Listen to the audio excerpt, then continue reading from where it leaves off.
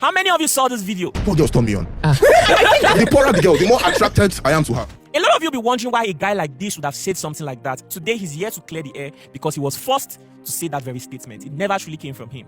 This is his story. It's against my character to say such a thing because poor girls don't turn me on.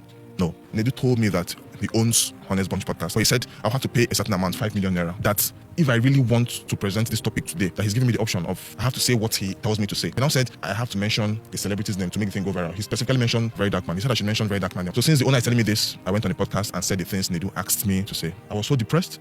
So I decided to end my life. In my lifetime, I've met manipulators, I've met narcissists, I've met gaslighters, and I've met scammers. But Nedu is a discovery. Hi. My name is Ugo Wokolo, Mr. Nigeria Supranational. I'm sure a lot of you saw the video that went viral a couple of weeks back. I was actually manipulated and forced to say that. This is my story. Oh my goodness, bro, I can't believe you made that statement. Poor girls turn you on. Why would you even say something like that? Yeah. I made a statement, but I was actually forced and manipulated to make that statement. Can you tell us about everything? It's actually a long story, but I'll try to cut it short. You see, I won Mr. Nigeria Supranational 2024, October, and I needed Nigerians to know about my journey because I was going to represent my dear country in Poland. So I needed Nigerians to know about my journey and everything. So I reached out to Honest Bunch podcast through Nedu. So Nedu is someone I look up to as a mentor in the industry because he has been here for a long time and he's someone I look up to, someone I admire his craft and everything. So I reached out to Nedu and I was like, oh, I want to appear on the Honest Bunch podcast to discuss a topic that I think is actually valuable to Nigerians. So what Nedu responded to me was that, okay, first of all, he said, I'll have to pay a certain amount for me to appear on this podcast. I was like, okay, how much? He said 5 million naira. Nedu told me that he owns Honest Bunch podcast and he has to settle his staff from that amount. I said, okay, no problem. I had to do it. So I sent Nedu 5 million naira. And so after I sent him the money, he was like, okay, what's your topic? And I went ahead and told him that, okay, my topic is eradicating classism and advocating, fostering an egalitarian society. So I'm going to quote Nedu verbatim. What he said to me is that, Mr. Nigeria, this thing where they talk like big grammar, Nigerians are dumb. They don't like people that sound intelligent. You're not Peter Obi. For your message to fly, you have to sound dumb. You don't have to bring all those big grammar because it's not going to fly. That's what Nedu told me. I was like, okay. And you are new to media. Yeah, I'm new to media. So yeah, and he's someone I respect so much. So of course. So I felt that every counsel and advice from him is gold, and so I need to take it. Yeah, you need to. So I just said, okay, since Nedu can say this to me, because I didn't think he had any ulterior motive or any surreptitious move or anything. So I took it hook, line, and sinker because I'm someone that is very credulous. I tend to believe people a lot because of my good heart. Because I believe that people should not do bad to me because I cannot nurse anything evil to someone. So Nedu now said to me that I have to sound dumb to appeal to Nigerians. A day before the podcast, Nedu told me that there's a development. Someone else is coming to make the conversation interesting. I was like, but that's not our agreement now. I mean, this is something you paid for, exactly. Right? For yourself. I paid to promote myself. So why are you bringing someone else? Nedu now said, oh, there's no problem now. He's going to make it interesting. Don't worry. And I said, no. 5 million is not something that people pluck from tree now. Exactly. It's my hard-earned money. So why are you reneging on our agreement? So after a lot of back and forth, Nedu now finally agreed to refund me 2 million from the 5 million so that I can appear with someone else on the program. So he said he's going to refund me the money after I make the appearance. So the day came, the day of the podcast. I said to Nedu, I'd like to see you for briefing. Let me know what I'm going to say and everything. Because I already had what I was going to say, but I just needed to know, I just needed to get some briefing. So it's your first time? Yeah, it's my first time actually. So Nedu now met me and said, yeah, it's a good thing because he was actually talking to his co-host and they've dissected the topic and they think it's not something that's going to go viral. That if I really want to present this topic today, that he's giving me the option of I have to say what he tells me to say. I was like, no, now I have my topic already. Why would you tell me what to say? He said no, that this is the way it works. That he has to tell me what to say. This is his program, and he calls the shot. I was speechless. I was dumbfounded. I was like, bro, this is not what to discuss. He now said, number one, you're going to tell me what to say, and I have to mention the celebrity's name to make the thing go viral. He specifically mentioned Very Dark Man. He said I should mention Very Dark Man. I was like, Very Dark Man doesn't have anything to do with my topic because my topic is about rich men getting married to broke girls or girls who they are in a better financial position than. But he now said I should say something like poor girls turn me on. The poorer the girl, the more attracted I am to. And I said no. I'm not going to say that. That's not my topic.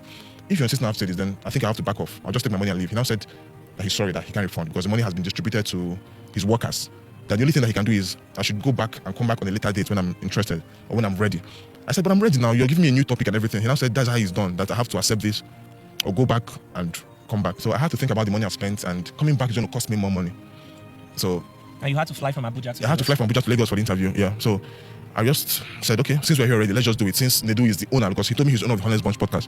So since the owner is telling me this, I'm a newbie in the industry. So I foolishly agreed to that. And that is what put me in the mess that I am today. So I went on the podcast and said the things Nedu asked me, manipulated me to say. But I'll still say this. I take responsibility. I'm not trying to blame anybody. I'm just trying to tell Nigerians what actually happened and what prompted me to make that statement. The thing is, it's against my character to say such a thing because poor girls don't turn me on. No. Nedu forced and manipulated me to say that. I deserve all the insult I've gotten so far because I was the one that said it, but I just need Nigerians to know what's actually transpired. So I've been seeing a lot of repulsive, egregious comments saying, oh, some people said I manipulate women, that's why I'm looking for a poor girl to control and all of that. I'm a ritualist, I'm looking for a poor girl to use. A lot of comments that is against my character, against my person. That is not who I am. I'm so sorry. So how I was just a victim of manipulation. So this is not who I am. Poor girls don't turn me on. I'm sorry that this happened, and that is why I'm here to clear the air. In my lifetime, I've met manipulators, I've met narcissists, I've met gaslighters, and I've met scammers, but Nedu is a discovery. Yeah. Because before I went for the podcast, he told me something. He said, even Cyberboard, he said he was the one that made Cyberboard say what she said, and now she has gone viral.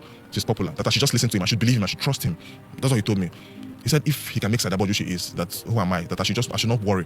I should trust him and do what he asked me to do. So that is how I found myself in this mess. That has deeply affected me in all ramifications. I was even surprised to hear that he asked you to mention this very dark man's name. Why? Nedu is someone that is passionately obsessed about getting views in any way he deems fit. At the detriment, she just want to get views, she wants to get a viral moment at the detriment of the guest. You know, social media has changed, especially in the Nigerian space. It has become so toxic. You see a lot of nonchalant people occupying very relevant position on the Nigerian social media space. And to a lot of people, going viral could be anything. Do you understand? It could be calling out somebody that is an elderly person. It could be insulting innocent people. It could just be coming out to attack people that did not even do anything to you. Do you understand me? So that is maybe his own idea of going viral. And but the truth is, I'm actually a different person. I'm not a cloud chaser. The major reason why you wanted publicity for yourself. Because of my international Mr. Nigeria. You wanted Nigerians to start paying attention to you as you make progress along the way. So what you wanted was a space where you could have an interview section to express your opinion. Do you understand? To push that narrative of an equal society. That was the topic. Yeah, it's an equal society, basically. Where maybe somebody who is doing well can actually embrace somebody who is not so doing well. Yeah. Right? That was the narrative you wanted to push. But unfortunately, that was not what you got. So from my perspective, I think that the person he met, the person's idea about going viral is entirely different from the rest of us. So like I said, going viral for some people could just mean getting the opportunity to call out somebody entirely innocent. And the truth is that social media goes a long way to actually affect people's life. Can you tell us how that statement affected your life?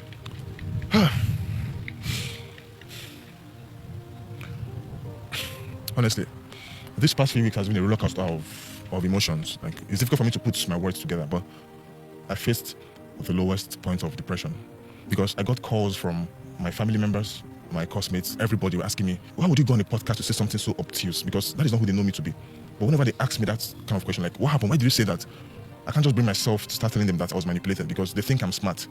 So it took a heavy toll on my mental health. When I went through the comment section, I saw the heinous, egregious comment, which was totally opposite from what I was expecting. Nedu was just laughing over the phone. He said, I should not worry.